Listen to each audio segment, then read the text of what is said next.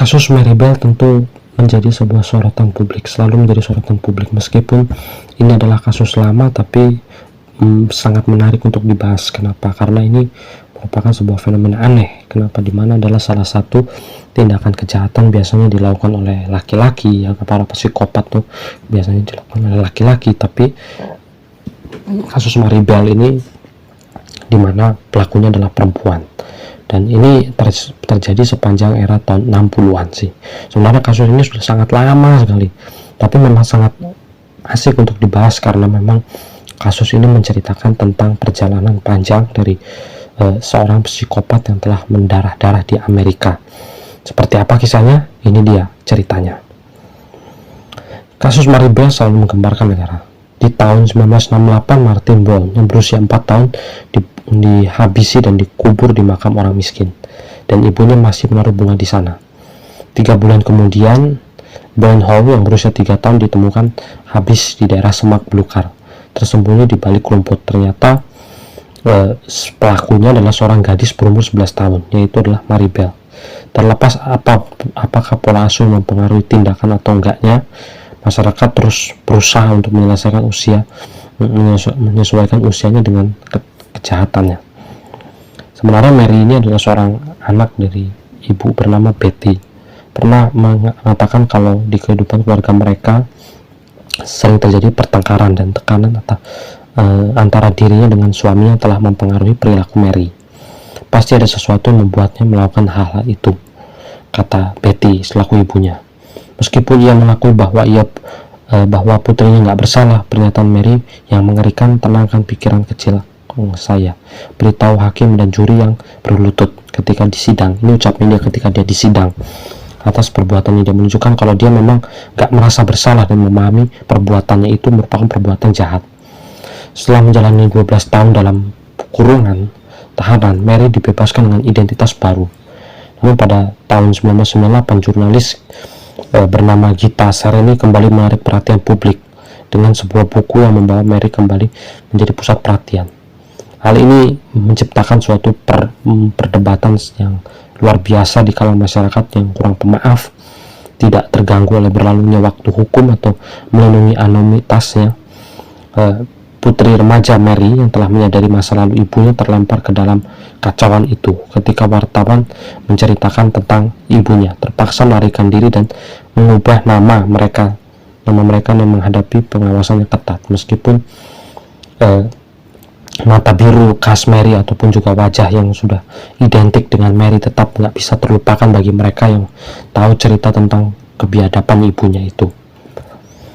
Mary Bell adalah seorang anak yang memiliki penampilan yang sangat meresahkan. Dia memiliki poni yang tebal dan gelap yang membingkai, dan mata birunya mencolok. Matanya seolah-olah menembus Anda ketika dia menatap siapapun, seolah-olah akan terperangkap dalam penangkapannya. Masalahnya nggak terelakkan. Kadang-kadang dia bisa tampak seperti anak biasa yang bermain dan tertawa seperti anak-anak seusianya. Namun provokasi sekecil apapun bisa memicu perubahan drastis. Mereka yang manalnya saat berusia 9 tahun ingat merasa takut menghindari sebisa mungkin anak tersebut. Namun menghindari Mary tidak selalu menjadi pilihan. Dia terkadang mencarinya, dan mereka harus berhati-hati selama berusaha dengan Mary dan selalu waspada, jangan sampai lengah. Satu kejadian yang menonjol dengan jelas bagi seorang saksi, Mary mencekam leher seorang gadis lainnya dengan erat. Wajah gadis itu memerah, bibirnya berubah menjadi warna yang menakutkan, dan dia tidak tersedak, dan mukanya pun juga sudah nggak ada rupa lagi. Hanya berkat campur tangan anak yang lebih tua, korban lolos dari cengkraman Mary. Saat seperti itu mungkin mengungkapkan kalau cara berpikir Mary memang sudah dikatakan agresif di usianya itu, karena memang dia sudah sangat keterlaluan, kelewatan.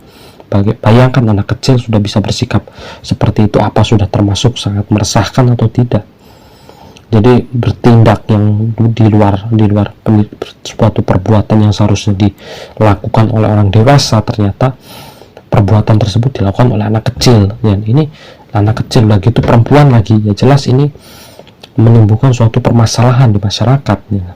Suatu keanehan, kenapa kok bisa terjadi seperti ini, ya kan? Dan kenapa anak ini mungkin karena kesetanan atau gimana juga nggak tahu. Nah, akhirnya Mary pun dibawa ke persidangan. Selama persidangannya beberapa orang menggambarkan Mary adalah korban. Sementara lain melabeli anaknya sebagai yang jahat. Mungkin saja Mary dibully atau gimana ya. Namun apa kejahatan benar-benar tertanam dalam diri seorang sejak lahir? Banyak para ahli tanyakan demikian. Gak mungkin paling itu cuma main-main biasa aja, tapi Mary yang terlalu bawa sampai ke hati mungkin. Meskipun beberapa kerugian seperti kehamilan yang penuh tekanan atau kurang gizi, ataupun juga dapat menghambat perkembangan anak, jadi mungkin anak bisa jadi psikopat untuk gimana juga nggak tahu. Sebagian besar perkembangan otak terjadi dalam 3 tahun pertama kehidupan. Penyiksaan atau pengabaian yang parah selama masa kritis itu meninggalkan bekas luka yang bertahan lama. Lalu Mary Bell tidak hanya mengalami masa kecil yang jelek, ia mengalami penderitaan yang gak terbayangkan. Dipermalukan, disiksa secara mental, lingkungan memutarbalikkan fakta, pemahaman tentang kehidupan dan moralitasnya. Ia dipaksa untuk hidup dalam keadaan di mana harapan tampak gak berarti. Kemarahan serta kebencian terus membara. Dalam banyak hal dunia membentuk menjadi monster dan seperti sekarang. Akhirnya suatu perdebatan tentang apakah Mary terlahir jahat atau produk dari lingkungan setempat yang memang membuatnya dia jadi seperti itu juga nggak tahu, ya kan. Lalu di situ ada teman Mary yang salah satu teman Mary yang sangat dekat, yaitu adalah Belle. Belle juga menyadari bahwa penderitaan dan kematian akan selalu menyertai sejak ia lahir. Ketika Betty McCricket, seorang pekerja PSK gitu, berumur 16 tahun melahirkan Mary Bell pada tanggal 26 Mei 1957. Reaksinya adalah memberitahu kalau dokter, singkirkan makhluk itu dari saya. Mereka memiliki ibu yang keras, tidaklah cukup bagi Mary. Begitupun juga dengan bapaknya, Billy Bell, seorang perampok bersenjata dengan sejarah kejahatan yang diperkirakan menjadi ayah dari semua anak Mike Cricket. Meskipun Mike Cricket kemudian menikah dengan pria ini, hal itu membuat rumah tangga Mary Bell menjadi nggak bagus gitu loh. Akhirnya seringkali tidak memiliki pekerjaan, pengangguran, ya kan? Minim pekerjaan, kadang-kadang mengalami masalah hukum, dan juga sebagai pelampiasannya terkadang melakukan KDRT, yaitu yang suatu menjadi makanan sehari-hari bagi Mary dan juga saudara-saudaranya Mike Cricket itu. Lalu pada usia 2 tahun Mary mulai menarik diri dari hubungan sosial, menunjukkan sikap dingin dan tak acuh. Ia pernah menangis saat terluka dan mulai menyerang dengan agresif, bahkan mematahkan hidung pamannya dengan mainan. Komplikasi tidak dapat dihindari. Mike Cricket sering berpergian untuk urusan bisnis di Glasgow. Mamanya sering pergi ke urusan bisnis, memberikan waktu bagi Mary waktu istirahat sejenak dari siksaan mental dari fisik ibunya yang terjadi setiap malam. Lalu ibunya Mary begitu kejam sehingga ia pernah mencoba untuk menyerahkan kepada seorang wanita di luar pusat adopsi. Saksi mata keluarga mengklaim kalau keluarga Mary mencoba untuk mengambil nyawa Mary beberapa kali dengan melemparkannya keluar jendela dan memberikannya sebuah minuman semacam obat tidur gitu loh. Meskipun Mary jatuh dari jendela dan mengalami cedera otak yang parah, masih belum pasti apakah kerusakan itu berasal dari kejatuhan dan kekerasan yang dialaminya atau jadi sumber psikopatnya itu mungkin bisa saja timbul dari dia jatuh atau jadi saraf otaknya mengalami patah atau gimana. Jadi itu menimbulkan dia kehilangan rasa empati, rasa berpikir logis, itu pun juga bisa mempengaruhinya. Faktanya prefrontal terpengaruh dan area otak yang bertanggung jawab untuk mengatur tindakan dan membuat pilihan itu kacau. Namun di sini yang beruntungnya itu adalah Mary selamat dari tindakan jahat ibunya itu, tetapi ia mulai dieksploitasi untuk melakukan apapun yang istilahnya sama seperti ibunya. Ya kalau ibunya bekerja sebagai seorang PSK, dia dituntut untuk jadi seorang PSK padahal umur masih 4 tahun waktu itu. Beberapa tetangga gak menyadari kalau ibunya menjadi germonya, tetapi mereka menyadari kalau Mary telah dirusak oleh tragedi yang mendalam, tragedi di mana orang tuanya memperlakukan dia dengan kasar, ya. Ketika Mary berusia 5 tahun, dia menyaksikan kematian seorang teman dekatnya dalam kecelakaan bis. Nah, akhirnya cerita itu nggak dapat disangkal dengan tragis. Mudah untuk dipahami kalau Kenapa ia menunjukkan kecenderungan kekerasan dalam situasi seperti itu? Sepanjang masa sekolah, Mary mendapatkan reputasi seperti pembohong dan siswa yang sering mengganggu muridnya, anak nakal lah. Dalam beberapa kejadian, dia menyuarakan keinginan untuk menyakiti orang lain. Setelah semua kekacauan yang dialaminya, tidak mengherankan bahwa Mary berubah menjadi anak yang gak biasa pada umur 10 tahun. Lingkungan tempat ia dibesarkan meninggalkan bekas luka yang gak terhapus pada jiwanya. Meskipun kacau, ada saat-saatnya kepolosan yang sekilas bersinar melalui penampilannya yang bermasalah. Namun saat-saat itu sering dibayangkan oleh kegelapan menyelimuti hidupnya. Kalau kisah Mary menjadi mengingat suram tentang bagaimana rasa trauma yang dapat membentuk takdir seseorang.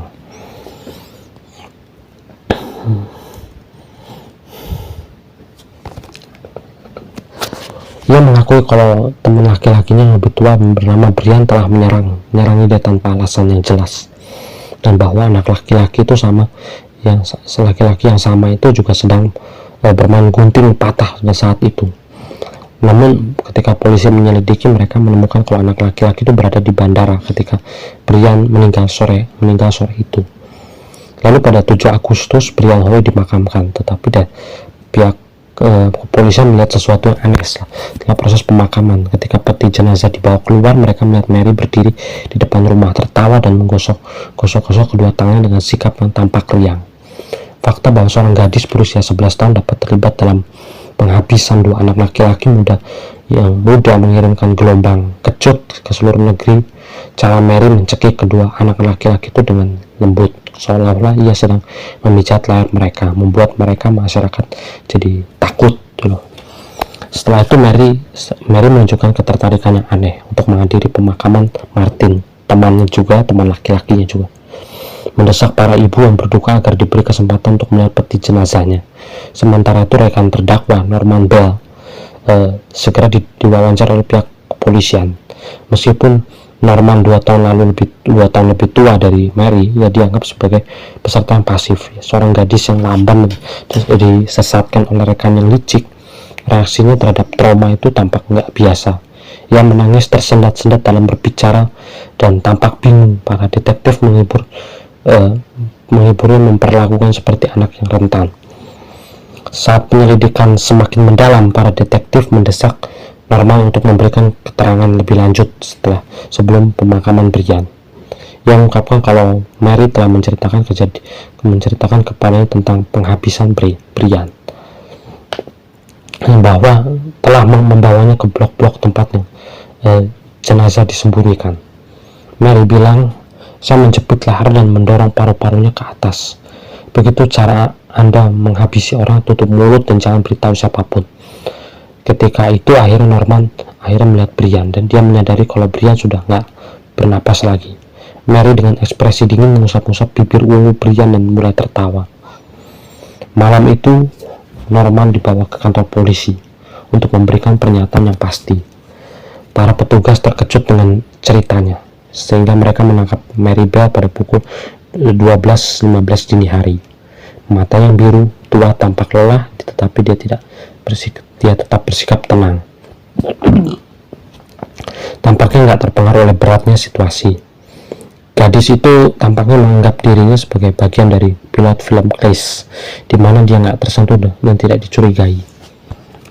Lalu pihak detektif berusaha menipu Mary dengan mengarang cerita tentang seorang pria yang berteriak padanya dan Brian agar menjauh dari rumahnya dengan mengklaim bahwa kalau pria itu dengan mudah mengenalinya. Namun Mary menanggapinya dengan sikap acuh tak acuh yang meresahkan, bertanya-tanya kalau pria itu perlu penglihatan yang baik untuk mengenalinya. "Dia cerdik melihat saya." Nggak ada, ucap Mary. Lalu penyelidikan terus berlanjut saat masyarakat tetap gelisah bergulat dengan kenyataan yang meresahkan bahwa 2 gadis muda telah melakukan tindakan keji itu. Polisi bekerja tanpa lelah untuk menyusun kronologi kejadian. Sementara media membesar-besarkan cerita itu, melukiskan gambaran suram tentang kepolosan masa kecil yang dirusak. Tujuannya apa? Tujuannya agar masyarakat lebih berhati-hati lagi dengan anak tersebut. Seluruh masyarakat terpikat oleh kisah mengerikan Mary dan Norman. 2 gadis yang hidup akan selamanya terjalin dengan tragedi dan kengerian. Pada Pada bulan-bulan selanjutnya, persidangan tersebut menarik perhatian publik dengan banyak yang berjuang untuk memahami bagaimana setiap anak muda itu dapat menyimpan kegelapan seperti itu. Ruang sidang menjadi tempat panggung drama yang sedang berlangsung. Saat kesaksian mengungkapkan sejarah yang meresahkan dari kedua gadis itu, masa lalu Mary penuh dengan pengabaian dan pelecehan, menggambarkan diri sebagai seorang anak yang dibentuk oleh lingkungannya, sementara peran Norman sebagai kaki tangan menimbulkan pertanyaan tentang pengaruh dan manipulasi di antara teman-temannya. Pada akhirnya, kasus Mary Bell meninggalkan jejak yang tak terhapus pada kesadaran kolektif, berfungsi sebagai pengingat yang menghantui tentang kompleksitas perilaku manusia dan potensi kejahatan yang dapat mengintai di bawah permukaan, bahkan dalam penampilan yang polos sekalipun. Dia berdiri dan mengatakan kalau ini adalah manipulasi dan bahwa dia akan pergi, tetapi para detektif menolak untuk membiarkannya pergi, terus untuk diinterogasi sampai tahu titik temunya. Lalu pada satu titik Mary bertanya apakah ruangan itu dialiri listrik. Pada pukul 3:30 pagi dia akhirnya dibebaskan, tetapi para petugas berpikir 2 kali untuk membawanya kembali 2 hari lagi. Mary sekarang mengklaim kalau dia hadir ketika Brian meninggal, tetapi pengakuannya berubah menjadi aneh. Apa yang diungkapkan oleh Mary begitu saja meresahkan sehingga menunjukkan kalau dirinya memang tidak dapat melukai seekor burung dengan cengkraman leher dan tenggorokannya. Lalu di persidangan Mary memperkenalkan dirinya. Saya Mary Flora Bell, ingin menyampaikan pernyataan. Saya ingin seseorang mendokumentasikan apa yang sudah saya lakukan, apa yang sudah saya sampaikan juga. Saya telah diberitahu kalau saya tidak berkewajiban untuk mengatakan apapun jika saya memilih untuk mengatakannya, tetapi apapun yang saya ungkapkan dapat digunakan sebagai alat bukti. Brian berada di depan jalan rumahnya dan Norman saya mendekatinya. Saat kami lewat, Norman bertanya, apa kamu akan pergi ke toko Brian? Brian kecil mengikuti di belakangnya dan Norman bersikeras agar dia bergabung bersama dengan kami. Lalu Brian tetap di depan Mary dan juga Norman. Saat mereka berjalan menyusuri Cross Hill Road, mereka mendekati toko Dixon dan memanjat pagar, menyelinap melalui lubang dan melewati rel kereta, kemudian bertanya kepada Norman kemana dia pergi, dan dia menyebutkan kalau kolam kecil tempat kecebong berada ada tangki panjang dan ada dengan lubang-lubang kecil. yang saat kami tiba, begitu masuk, Brian mulai menangis dan Norman bertanya apakah dia sakit tenggorokan. Dia mulai meremas tenggorokan dan dia mulai menangis. Dia berkata, ini bukan tempat wanita itu datang, tapi di sana ada dekat blok-blok besar. Saat itu dia sudah membentur kepala Brian ke sepotong kayu, wajahnya menjadi pucat dan biru, matanya terbuka lebar dan bibir ungunya dengan sesuatu menyerupai bulu halus di atasnya. Norma menutupi kasus itu dan berkata, dan Mary berkata, Norma, saya tidak tahu, tidak ada hubungan dengan ini. Saya harus melaporkan Anda, tetapi saya tidak akan melakukannya. Lalu kembali ke rumah, Norma bertingkah aneh, membuat ekspresi gelisah dan menentangkan jari-jarinya. Dari berkata, ini yang pertama, tetapi tidak akan menjadi yang terakhir, ucap Norman. Kemudian masuk ke rumah dan mengambil gunting yang dia selipkan ke dalam celana, dan dia harus menyuruh Mary mengambil pena dan menuliskan catatan. Kemudian Mary membantu mencari Brian, mencoba memberitahu Pat tentang lokasinya di dekat blok, tetapi Norman bersikeras dia tidak akan di sana, meyakinkan Mary kalau Brian tidak ada di situ.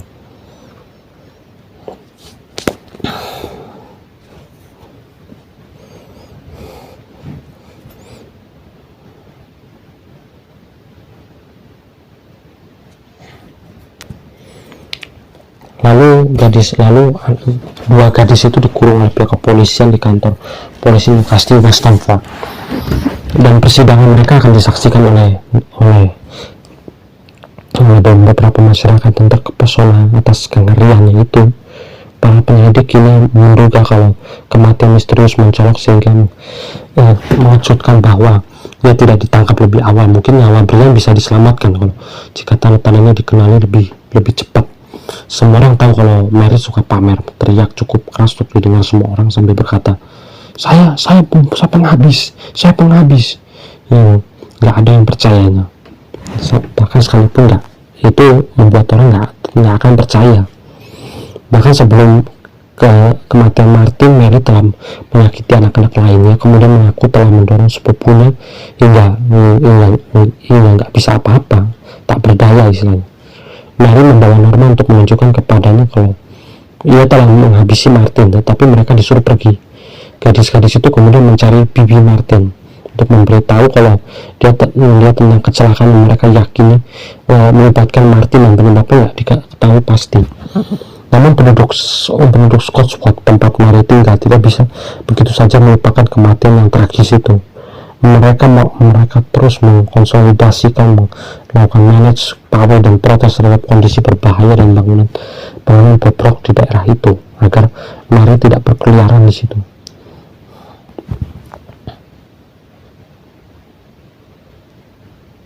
Lalu pada suatu hari, Mary dan Norman menemui bibi mereka. Bibi Martin merasa nggak nyaman dengan pertanyaan-pertanyaan mereka yang mengganggu.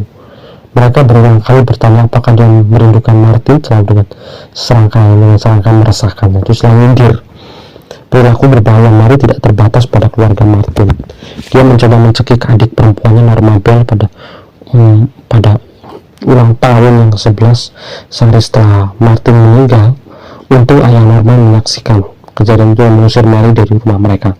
Sebelum Brian Howe dibunuh dihabisi pada bulan Juli, Mary mengunjungi rumahnya dan berkata, "Saya tahu sesuatu tentang Norma yang akan membuatnya segera dikurung." Dia mengungkapkan rahasia Norma yang telah memegang tenggorokan seorang anak laki-laki dengan tangannya, dan Martin Brown lah yang telah dia dorong. Banyak orang mempertanyakan apa tujuan kepolosan anak-anak ini ya. Sampai segitunya ketakutan mencengkram di Scottswood semakin nyata karena orang tua khawatir tentang keselamatan anak-anak mereka. Dia hanya pingsan untuk menegaskan maksudnya memegangi tenggorokan sendiri dan menirukan gerakan tersedak sebelum pergi. Beberapa hari kemudian, Mary akan mencekik anak-anak pemilik rumah, didorong oleh keinginan yang nggak terpuaskan untuk memamerkan dan membahas penghabisan yang sudah dilakukannya. Sementara Mary menunggu persidangan di penjara, dia memberitahu seorang penjaga bahwa menghabisi tidak begitu mengerikan karena kami semua pada akhirnya akan binasa, ucap Mary. Pada malam pertama mereka di sel penjara yang sempit di kantor polisi Newcastle Western End. Mary dan Norman itu gelisah. Seorang polisi wanita mengawasi mereka melaporkan kalau mereka selalu berteriak-teriak melalui pintu. Mary tidak bisa tidur karena dia mengompol setiap malam. Setiap kali dia mengompol, ibunya akan menggosok wajah putrinya dengan genangan air, kemudian menggantungkan kasurnya di luar agar semua orang melihatnya. Selama penahanan, penjaga wanita Mary mulai memahaminya dengan lebih baik. Mereka menggambarkan sebagai orang yang percaya diri, pintar, dan kurang ajar. Beberapa ucapan Mary yang salah-salah mengejutkan para polisi. Sementara yang lain mengungkapkan sebagai gadis kecil yang ketakutan tidak memahami beratnya tindakan. Mary dan Norman Bell akhirnya dipenjara karena penghabisan Martin Brown dan Brian Howe pada bulan Desember 1968 di gedung pengadilan Newcastle. Saat persidangan berlangsung selama 9 hari, perhatian media tidak terlalu besar menurut standar saat ini, tetapi semakin meningkat seiring berjalannya waktu. Pada hari terakhir, pers ada di mana-mana. Jaksa Rudolph Lyons membuka persidangan dengan menegaskan kalau siapapun yang akan menghabisi pria itu juga telah merenggut nyawa Martin Brown. Ia merinci bagaimana kedua gadis itu bersikap mencurigakan di tempat kematian Martin, mengajukan banyak pertanyaan tidak menyenangkan kepada keluarga yang berduka, merusak kamar bayi, dan meninggalkan catatan-catatan yang merupakan pengakuan. Catatan-catatan itu sangat merusak klaim kalau Norman bahwa ia nggak bersalah. Keluarga Mary menghadiri persidangan yang tidak menguntungkan kasusnya itu. Betty Brown menangis dan meratapnya, dan rambut pirang panjang dan terlepas dari kepalanya, dan ia keluar dari ruangan sidang untuk hanya untuk kembali beberapa saat kemudian seperti penjahat di sinetron. Ayahnya Billy Bell duduk diam mengabaikan kacamata istrinya. Mary menarik dan cerdas dengan rambut hitam dan mata biru yang tampak kosong secara emosional saat marah. Orang-orang di ruang sidang mengamati dengan rasa ingin tahu yang mengerikan. Untuk seorang gadis kecil yang manipulatif dan pintar itu, Mary tidak tahu bagaimana cara mendapatkan simpati dari orang lain. Sebaliknya, Norma dikelilingi oleh keluarga yang jauh lebih penyayang. Dia adalah anak ketiga dari 11 bersaudara dan beraksi terhadap bukti dan kesaksiannya dengan campur ketakutan dan air mata gugup yang lebih kanak-kanakan. Orang pertama yang bersaksi adalah Norman, yang menceritakan hari ketika Martin Brown dihabisi. Mary tetangganya menjulur kepalanya melalui pagar dan mengatakan telah terjadi kecelakaan. Dia membawa Norman ke rumah kosong tempat jasad Martin ditemukan, dan kemudian Norman menjadi saksi penting bagi jaksa penuntut umum karena dia dapat menggambarkan kecenderungan Mary yang suka melakukan kekerasan. Malam sebelum kesaksian, Mary bertanya kepada seorang polisi wanita tentang arti kata tidak dewasa. Pengacara itu berpendapat kalau Norman lebih gak dewasa dan menjawab, apakah itu berarti jika saya lebih pintar dan saya akan menanggung semua kesalahannya? Mary dipanggil ke mimbar pada hari ke-6 dan ruangan itu ramai dengan antisipasi, galeri publik dan pers yang sangat ramai. Pada hari ini, suasana di ruang sidang tidak seperti hari-hari sebelumnya, dipenuhi dengan daya tarik mengerikan yang bisa dikaitkan dengan persidangan penghabisan. Mary tetap tenang, gak ada masalah, dan memiliki banyak pembenaran atas pernyataannya. Pakar tulis tangan mengonfirmasi kalau catatan itu ditulis dengan tulis tangan kedua gadis itu. Pada kenyataannya setiap huruf memerlukan pemeriksaan individu, karena Mary dan Norma menulis secara bergantian. Norma bersaksi kalau ide untuk menuliskan catatan itu berasal dari kamar tidur Mary, tetapi mencoret-coret dengan pulpen. Mary menyarankan agar mereka menyelipkan beberapa catatan ke dalam sepatu mereka untuk membobolan kamar bayi. Meskipun Mary mengklaim kalau itu adalah ide kolaboratif untuk menulis catatan itu, dia menyatakan Norma menyarankan untuk mengirimkan kamar bayi. Mereka pikir akan lucu kalau Mary dipanggil pihak kepolisian dan Normanya akan dipanggil C dan Norma akan dipanggil F. Meskipun mereka saling menuduh satu sama lain, gadis-gadis itu mempertahankan ikatan aneh yang membingungkan orang-orang di sekitar mereka. Keakraban mereka yang dingin menjadi titik fokus persidangan, membuat ruang sidang dalam keadaan gak nyaman. Para pengamat dikejutkan oleh kontras yang mencolok antara kepribadian mereka, karena kelicikan Mary yang dingin berbenturan dengan sikap Norma yang lebih polos. Saat persidangan berlangsung, semakin jelas kalau Mary yang meresahkan antara kedua gadis itu memainkan peran penting dalam peristiwa tragis yang telah terjadi. Hubungan yang gak terduga terjadi saat kepala mereka menoleh ke satu sama lain. Tatapan mereka terkunci dan wajah mereka tiba-tiba menjadi kosong. Mereka secara konsisten dapat menegaskan kembali ikatan mereka dan memperkuat melalui suatu bentuk persekutuan yang hening dan eksklusif. Namun saat-saat pengkhianatan, mereka menggelengkan kepala karena tidak percaya atas marah apa yang telah dikatakan salah satu dari mereka.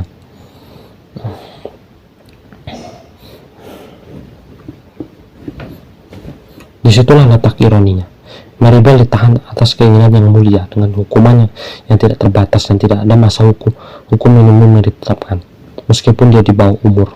Sebaliknya, Maribel menerima 3 tahun masa percobaan dan ditempatkan di bawah perawatan seorang psikiater karena membobol kamar bayi Wordsworth Crescent. Karena Inggris tidak terbiasa memenjarakan gadis-gadis muda yang melakukan penghabisan, pertanyaan tentang di mana Mary harus ditempatkan membuat semua orang menjadi heboh. Penjara nggak mungkin bagi seorang gadis berusia 11 tahun, dan ia dianggap terlalu terganggu sehingga rumah sakit jiwa tidak akan menerimanya. Akhirnya, Mary itu mendapatkan dirinya fasilitas yang hanya diperuntukkan bagi laki-laki, dimulai dari Februari 1969 sampai November 1973. Maribel tinggal di unit khusus Red Bank. Pada tahun 1970, Mary melaporkan kepada seorang konselor bahwa ia telah diserang secara seksual oleh seorang kepala asrama. Meskipun ceritanya dianggap nggak bisa dipercaya, kemudian pada tahun 1972 ia memprovokasi anak laki-laki dan menyelinap ke asrama laki-laki pada malam hari. Pada usia 16 tahun ia dipindahkan ke penjara. Pengalaman traumatis bagi remaja yang bingung, marah, serta staf ketika membaca Chris Anhart tidak diragukan lagi. Transisi ini merugikan bagi Mary. Ia harus beradaptasi dengan lingkungan dominasi laki-laki di Red Bank ke fasilitas yang sepenuhnya perempuan di penjara Style. Awalnya dia adalah narapidana. Dia adalah narapidana pemberontak yang sering mendapatkan hukuman. Tapi dia segera berubah. Dia harus bertransisi dari seorang tahanan menjadi seorang penipu yang mengharuskan menekankan keterbukaan dan kemarahan serta bersikap tertutup dan licik.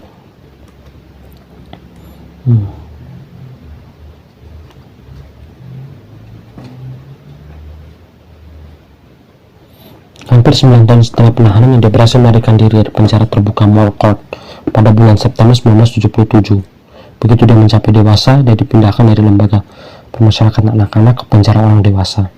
Selama waktu singkatnya di luar penjara, dia kehilangan keperawanannya, tetapi dia kemudian ditangkap dan dikembalikan ke penjara.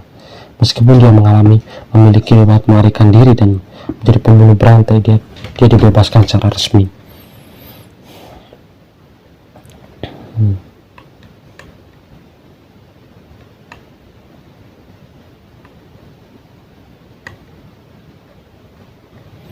Nah, salah satu penuturan yang menghebohkan di sini adalah pengakuan Gita Sereny.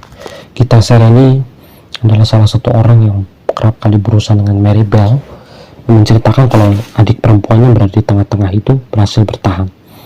Dia muncul sebagai orang yang sangat seimbang dan bijaksana, menyelesaikan hidupnya dengan suka duka dan akhirnya menjadi warga negara yang sangat baik.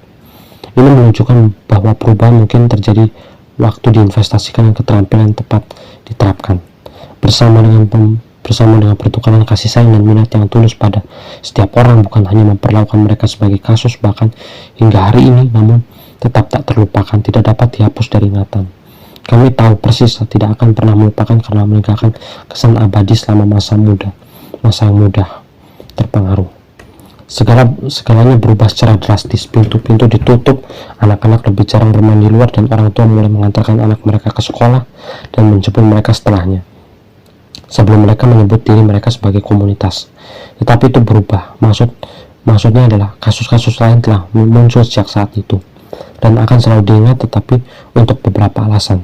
Kasus ini menonjol sebagai kasus yang signifikan pertama. Dampak dari tindakan Mary Bell mengubah pola pikir masyarakat tentang keselamatan anak-anak mereka dengan cara yang tidak akan pernah pudar dari kesadaran publik. Ketakutan yang ditimbulkan telah bertahun membentuk bagaimana masyarakat memandang dan melindungi anak-anak mereka. Meskipun pada akhirnya Mary Bell sudah dibebaskan, sudah mengikuti berbagai macam pengobatan psikiater dan juga sudah diobati secara intensif selama bertahun-tahun, dan sudah melibatkan lebih dari 20 psikiater untuk membantunya, dan upaya itu berhasil, ya. Dan kini pun juga Mary Bell sudah tua namun masih mengingat kembali apa yang terjadi di masa lalunya. Itu tentu menjadi sebuah pengalamannya, dan kisah Mary Bell ini tentu menjadi sebuah hal-hal pembelajaran tentang bagaimana perlunya kasih sayang orang tua, terus juga bagaimana orang tua agar bisa mendidik anaknya menjadi lebih baik, dan juga bagaimana anaknya bisa beradaptasi dengan perubahan lingkungan keluarganya, dan juga orang tuanya itu harus memiliki peran penting dalam pembentukan anaknya sehingga tidak terjadi kerusakan mental pada anaknya ini yang berujung akut seperti kisah Mary Bell ini. Jadi itulah singkat ceritanya, dan Mary Bell kini sudah memasuki masa-masa tuanya, dan apapun yang terjadi, entah dia memang sudah benar-benar tobat atau masih dalam hal yang sama, tentu juga itu masih menjadi suatu cerita yang akan terus diingat, dan harapannya semoga tidak terjadi lagi Mary Bell baru lagi ini di zaman sekarang ini. Jadi itulah singkat ceritanya, dan terima kasih sudah menonton channel saya sampai selesai. Terima kasih.